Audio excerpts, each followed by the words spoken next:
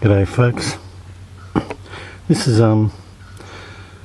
pretty much for my own benefit, as the interest of anyone that wants to watch or have a look at this.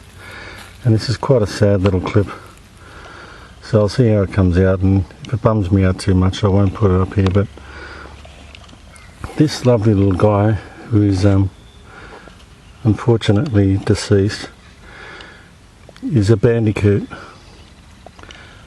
A long-nosed bandicoot, an eastern bandicoot to be exact. Now, you've probably heard of them before, and even the term is sort of a mildly derogatory term for, you know, someone, yeah, you old bandicoot. A bit like calling someone a wombat. But they're a beautiful Australian marsupial. This guy I found on the road. Roadkill, and it's interesting for me especially because although I've seen the odd scurrying one, and they come very close to built up areas and people's backyards and fossick around like that, I've never actually seen one up this close, apart from the zoo. It's the closest I've ever been to one, so it's a little bit sad for me that the first one I've been close to is roadkill. It's often the way. I remember when I was in Missouri, the first bit of American wildlife I ever saw was a raccoon, and that was roadkill too. I found that particularly sad. But anyway, there's not a great deal I can tell you about these guys. They're marsupials, like I said. I think there's over a dozen species in Australia. 3 or 4 of them are found in New South Wales. This is the eastern longnose. I don't know whether it's a male or female. I'm not going to check to see if it's got a little pouch or anything like that. They're quite solitary animals. They're pretty well known for digging around in gardens and stuff, and a lot of people actually don't like the fact that they will dig in lawns and things like that when they're looking for food. But gardeners should actually appreciate them, because they eat grubs and caterpillars and things like that might damage people's little vegetable gardens and so on. And another interesting thing about them is because they're omnivorous, so they like larvae and beetles and that, but one of their favourite foods is spiders. And because they inhabit a lot of gardens and stuff around Sydney, they come across the deadly funnelweb, Sydney funnelweb, Atrax robustus, most venomous spider on the planet. So if you have these in your backyard, leave them there.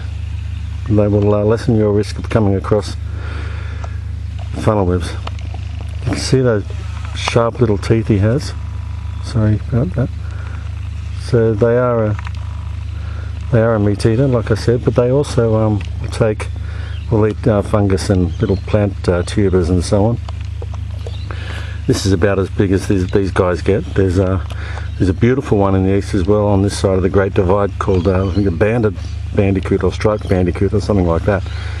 A beautiful little thing. I've never seen one of those either. Because of habitat destruction and reduction, and the introduction of foxes and cats and so on, several species, I think half a dozen or so, have become extinct, especially cats. The disgusting, dreadful toll that those horrible creatures exact on Australian wildlife is unbelievable. I mean, these guys really can't defend themselves against predators like that. You'll see the very large, very large back feet, like a little kangaroo. So they do hop around.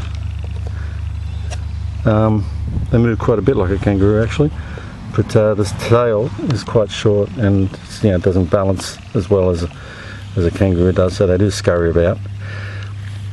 If I put my hand next to it, you'll see he's not very big. This is, they do get bigger. they only live to about 4 or 5 years in the wild. So I'm not sure. I think this guy's probably about one or 2 years old.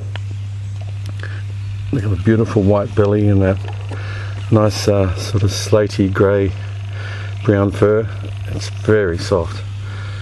I have heard, I mean, you know, they say that it's really bristly, but it's not. That's beautifully soft fur.